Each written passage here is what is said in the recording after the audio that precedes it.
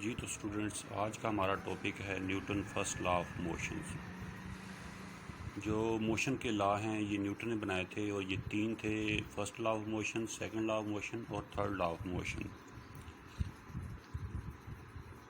ये आज हम पहला लॉ पढ़ेंगे। अच्छा, सवाल ये पैदा होता है कि ये लॉज जो हैं वो न्यूटन ने बनाए थे कि इससे पहले क्यों किसी ने नहीं बनाया, किसी साइंटिस्ट ने। हालांकि मोशन तो ऐसी चीज़ है कि जब से इंसान वजूद में आया इससे वास्ता पड़ रहा है, तो इससे पहले किसी साइंटिस्ट ने इसके लॉज क्यों नहीं बनाए।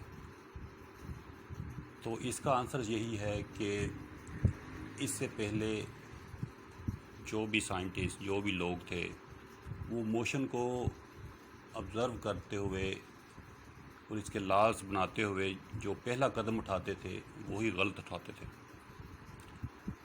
इसके जो मोशन को समझने के लिए अप्रोच थी वही गलत थी उनकी। आइए हम देखते हैं कि वो गलती क्या थी और सही कदम क्या था। और आपने देखा कि जब सही कदम उठाया गया तो चंद ही सालों में, चंद ही बहुत थोड़े अरसे में साइंस ने बहुत तरक्की की। अच्छा, इसमें मैंने अनुमान दिया है इसको छोटी पर बहुत बड़ी बात। अच्छा, वो गलत कदम क्या था, कि क्या गलत सोच थी? वो थी कि जब एक बॉडी को फोर्स लगा के मोशन दी जाती है तो वो थोड़ी देर बाद जाके रुक जाती है। तो यही समझा जाता था कि इस बॉडी के अंदर कोई एबिलिटी या क्वालिटी है कि वो थोड़ी दूर जाके रुक जाती है। क्या समझा जाता था कि इस बॉडी के अंदर एक क्वालिटी है कि वो थोड़ी देर बाद जाके रुक जाएगी। यही वो पहला गलत कदम था जिसकी वजह से हज़ारों साल तक साइंटिस्ट मोशन के लॉज नहीं बना सके। ठीक है, हालांकि जो सही बात है वो इसके बिल्कुल उलट है। जब भी कोई बॉडी को हम मोशन देते हैं तो वो अपने आप नहीं रुक सकती। ठीक है, उसको रोकने के लिए कोई फोर्स चाहिए और इंटरनल फोर्स होगी। पहले ये समझा जाता था कि जब बॉडी मोशन करती है तो उसके अंदर कोई क्वालिटी है, जबकि सही अप्रोच ये थी कि जब किसी बॉडी को मोशन दी जाए तो वो अपने आप नहीं रुक सकती, उसको रुकने के लिए बाहर से कोई फोर्स चाहिए। ठीक है, यानी एक्सटर्नल फोर्स चाहिए, और हमारी अर्थ पे वो फ्रिक्शन फराहम करती है। फ्रिक्शन वो फोर्स है जो उस बॉडी को रोकती है, और ये एक्सटर्नल है, इसके अंदर नहीं होती। इसके अंदर, बॉडी के अंदर कोई क्वालिटी नहीं है कि वो खुद बहुत रुक सके।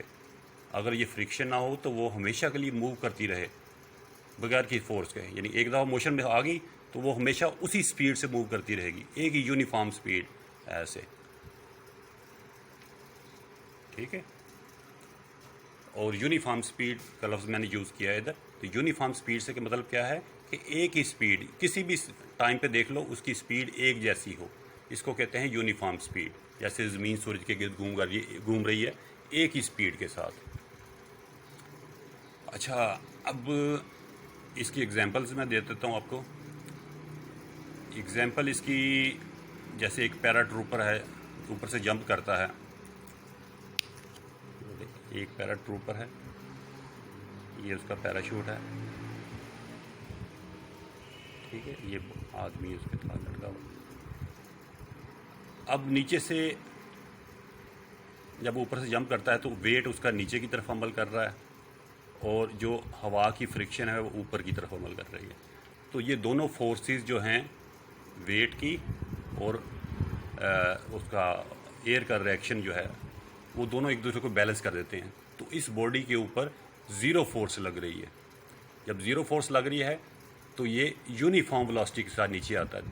आपने पैराट्रूपर देखा होगा कि वो बिल्कुल ऐसे एक जैसी स्पीड से नीचे आके ज़मीन पे गिरता है।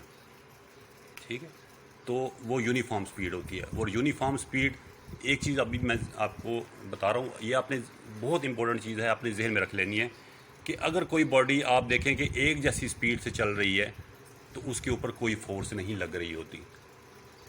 ठीक है, अगर वो फ्रिक्शन, हाँ, शर्त भी यही है कि अगर वो फ्रिक्शन लेस माहौल में है, ठीक है, उसके ऊपर कोई फ्रिक्शन अमल नहीं कर रही।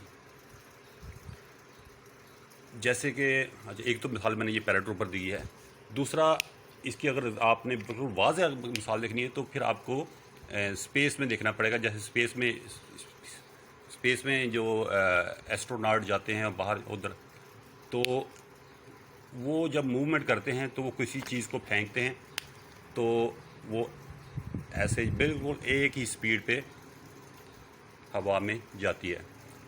वो खुद भी अगर स्पेस शिप से बाहर निकलते हैं तो वो उन्होंने अपने आप को एक रस्सी बांधी होती है जो स्पेस शिप के साथ अटैच होती है, क्योंकि अगर वो बाहर निकल जाएं और स्पेस में निकल जाएं तो वो उसी तरफ मूव करते रहेंगे और हमेशा के लिए मूव करते रहेंगे और स्पेस में गिर जाएंगे, वापस नहीं आ सकेंगे।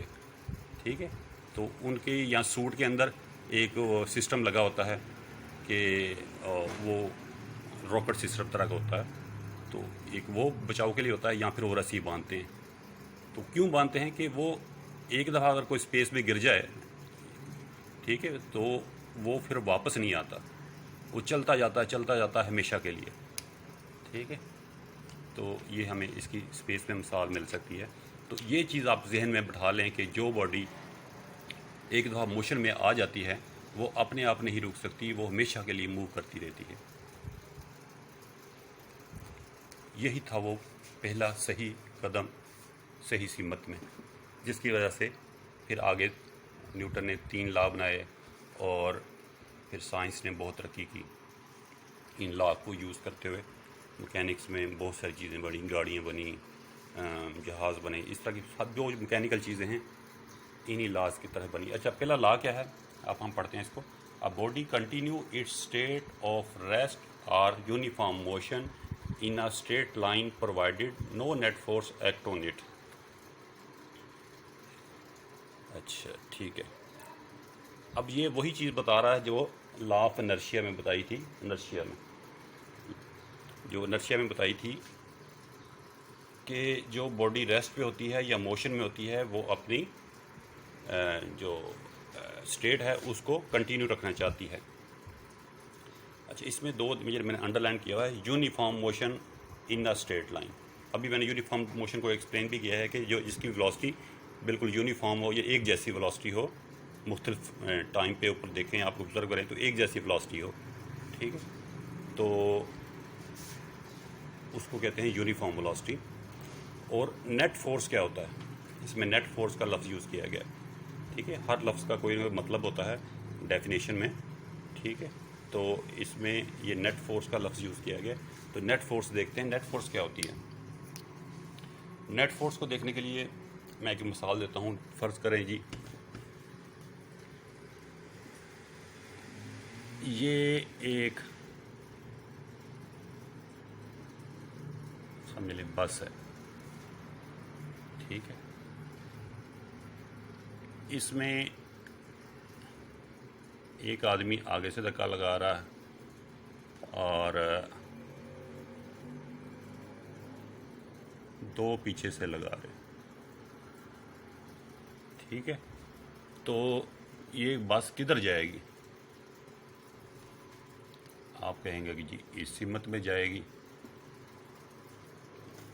तो मैं अगर पूछूं कि इस पे नेट कितने बंदे फोर्स लगा रहे हैं, इसके ऊपर नेट कितने बंदे फोर्स लगा रहे हैं, तो आप कहेंगे जी तीन आदमी लगा रहे हैं। तो ये जवाब गलत है। 3 बंदे नहीं, इसके ऊपर सिर्फ एक बंदा फोर्स लगा रहा है। ठीक है, लगा तो 3 रहे हैं, लेकिन नेट फोर्स मैं कह रहा हूँ कि नेट फोर्स कितनी लग रही है। नेट फोर्स सिर्फ एक आदमी की लग रही है, क्योंकि एक आदमी की फोर्स आगे जो लगा रहा है और एक जो पीछे लगा रहा है, ये आपस में बैलेंस हो जाती है। एक आगे से लगाए, एक पीछे से लगाए, वो तो बस वही रहेगी। ठीक है, तो ये दोनों बैलेंस हो गए, तो सिर्फ एक बंदे की जो फोर्स है वही फोर्स कंक्लूड होगी, वही मानी जाएगी। इसको कहते हैं नेट फोर्स। ठीक है, इस पर 3 आदमी नहीं, सिर्फ एक बंदे की नेट फोर्स आ रही है। यानी कि अगर किसी बॉडी पे ज़्यादा फोर्सेस लग रही हैं तो सारे फोर्सेस को जमा कर लेते हैं। ठीक है, मतलब ये 2 बंदे फोर्स लगा रहे हैं, ये एक बार है, 2 - 1 = 1, तो ये नेट फोर्स है। ठीक है, नेट फोर्स इस तरह निकालते हैं डायरेक्शन के हिसाब से। 2 बंदे इस डायरेक्शन फोर्स लगा रहे हैं, एक बंदा इस डायरेक्शन में लगा रहा है, तो ये नेगेटिव फोर्स, यानी कि एक को पॉजिटिव ले लेंगे, एक को नेगेटिव ले लेंगे, डायरेक्शन उलट है ना एक दूसरे के, तो 2 - 1 = 1। तो ये नेट फोर्स है। एक बॉडी के ऊपर जो रिजल्टेंट फोर्स होती है उसको नेट फोर्स कहते हैं। तो आइए दोबारा फिर इसको पढ़ें ज़रा। A body continue its state of rest or uniform motion in a straight line provided no net force act on it. ठीक है, अगर नेट फोर्स ज़ीरो है, ठीक है, तब वो अपनी जो दो ही स्टेट्स होती हैं, या रेस्ट पे होती है या मोशन में होती है, यूनिफॉर्म मोशन, तो दोनों को कंटिन्यू रखेगी। ये हमारा फर्स्ट लॉ ऑफ मोशन। ठीक है, इसमें अगर कोई आपको समझ ना आए या प्रॉब्लम हो तो आप मुझे व्हाट्सएप कर सकते हैं। ओके, अल्लाह हाफिज़।